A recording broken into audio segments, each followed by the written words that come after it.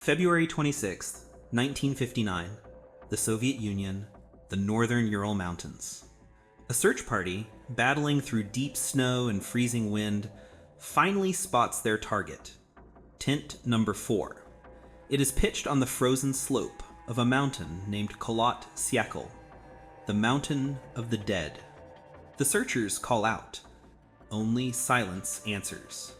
They approach the tent. It is empty. And it is destroyed. Not from the outside, but from the inside. The canvas has been sliced open. 9 hikers, all young, all experienced, had set up camp here. And then, sometime in the middle of the night, something terrified them so badly, they cut their way out into a minus 30-degree Arctic blizzard without their coats or their boots. They never returned. This is the mystery of the Dyatlov Pass incident. To understand what happened, we must first understand who they were. They were not amateurs. They were 9 of the best, students and graduates from the Ural Polytechnical Institute. 8 men, 2 women. All were certified grade 2 hikers with extensive ski expedition experience. They were tough, smart, and prepared. Their leader, Igor Dyatlov, 23 years old. Their goal was ambitious, a 16-day trek to cross 300 kilometers and conquer a mountain named Otorten. It was a grade 3 route, the highest difficulty classification. A serious, but achievable, challenge. On January 23rd, they set off. They were in high spirits. They kept journals. They took photographs. The photos show them smiling, laughing, pulling faces, completely unaware. February 1st, they begin their ascent onto the slope of Kholat Syakhl. The weather is worsening.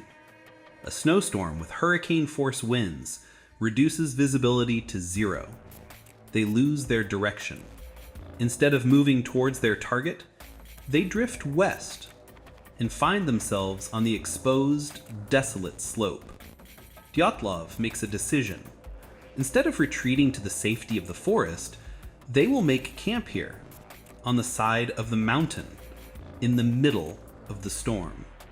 It was a strange decision. It was their last. February 12th. They were scheduled to send a telegram from their destination. No telegram arrived. At first, no one was worried.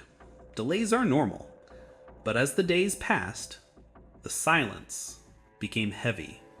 February 20th, the search operation begins. 6 days later, they find the tent. The scene is baffling. Inside the tent are all of the group's belongings. Their boots, their coats, their axes and knives, their food, their money. Everything left behind. The investigation begins. They follow the footprints. 9 sets of prints, some wearing only socks, some completely barefoot, leading down the slope towards the tree line. The prints are orderly. They were not running. They were walking, calmly, side by side. 500 meters down the tracks, they vanish, buried by snow. 1.5 kilometers down the slope, under a large ancient cedar tree, the searchers find the first bodies, Yuri Krivonishenko and Yuri Doroshenko. They are lying next to the remains of a small fire. They are stripped down to their underwear. Their hands are torn and bloodied. The branches on the cedar tree above them are broken up to 5 meters high, as if someone had desperately tried to climb it. The cause of death is simple: hypothermia. They froze to death. But why were they in their underwear? Why did they leave the tent? And who were they climbing to see? The searchers continue. 300 meters, back towards the tent. they find Igor Dyatlov. He is lying on his back in the snow. One hand is clutching a single birch branch. His face is frozen, looking towards the camp. Cause of death, hypothermia. Another 330 meters, they find Zina Kolmaganova. She too seems to have been crawling back towards the tent. Her hands are skinned. Cause of death, hypothermia. Nearby, Rustem Slobodnik. His skull has a small 1.7 centimeter fracture, but the doctors rule he also died of hypothermia. 5 bodies found, all froze to death. It is a tragedy, but it is not yet a mystery. Perhaps they were disoriented. Perhaps a small avalanche had covered the tent, forcing them to cut their way out. They ran, they got lost, they froze. It almost makes sense. For 2 months, the search continues. The other 4 hikers are missing. Then, May 4th, as the spring thaw begins, they find them, buried under 4 meters of snow in a small ravine, 75 meters past the cedar tree. And this is where the tragedy becomes a mystery, a horror. Ludmila Dubinina, Nikolai Thibault-Brignoles, Alexander Zolotarov, Simeon Zolotarov. These 4 were dressed differently. They were wearing the clothes of the hikers who had frozen to death. Krivnishenko's sweater, Doroshenko's trousers, cut from their dead friends' bodies. But that is not the strange part. The autopsy reveals their injuries. They did not freeze to death. They were killed. Nikolai has massive, extensive skull fractures. Simeon has 12 broken ribs. Ludmila has 10 broken ribs, a massive, crushing flail chest injury. The coroner is stunned. The report states that the force required to cause these injuries was equivalent to being hit by a car, a high-speed impact. And yet, there were no external wounds, no cuts, no bruises, just internal shattering, as if they had been crushed by an immense, invisible pressure. And one final detail.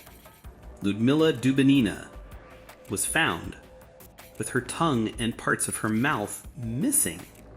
The Soviet investigation was suddenly a criminal case. They tested the bodies and their clothing for radiation.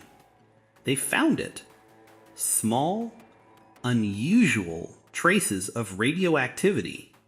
What happened on that mountain? The investigators had no answers. They considered an attack by the local Mansi people, but the Mansi were peaceful, and there were no other footprints, no sign of a struggle. They considered a rogue avalanche, but the tent was not buried. The ski poles were still standing, and the hikers' tracks were not panicked. They considered wild theories, a Yeti, secret military weapons, an alien encounter. But there was no evidence, only silence. In May 1959, the case was closed. The official verdict was that the hikers had died as a result of a compelling natural force, a force they could not overcome. For 60 years, it remained a mystery, until now. Modern science has begun to peel back the silence. The radiation? Likely innocent. Krivnishenko had worked at a nuclear facility. It was residual. The missing tongue? A post-mortem event. The body was found in a small running stream, likely prey by small scavengers. The real mystery is the injuries the tent, and the panic.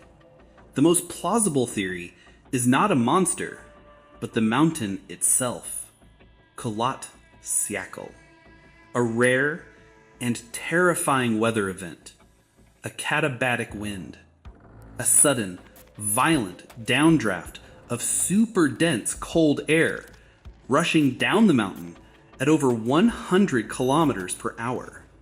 It would have hit the tent like a solid wall, creating an intense low-frequency infrasound, a sound that humans can't hear, but can feel, a sound known to induce panic, terror, dread. A sudden, crushing force. The hikers are terrified and cut their way out. They walk calmly to escape the infrasound, expecting to return. But the wind is relentless. The storm is a whiteout. Some try to climb the tree to find the tent and freeze. The others stumble in the darkness and fall into the ravine. The 20-foot drop onto hard, rocky ice causes the massive internal crushing injuries. There was no monster. There was no conspiracy. There was only the mountain, the wind, and the darkness. A compelling natural force, after all. The Dyatlov incident is a story of a battle against nature, a sudden, violent, overwhelming force. But sometimes the enemy is not a sudden storm. Sometimes the end is a slow, inevitable creep. A tragedy that begins not with a crushing wind, but with a single, fatal mistake made thousands of miles away, years before 129 men ever set foot on the ice.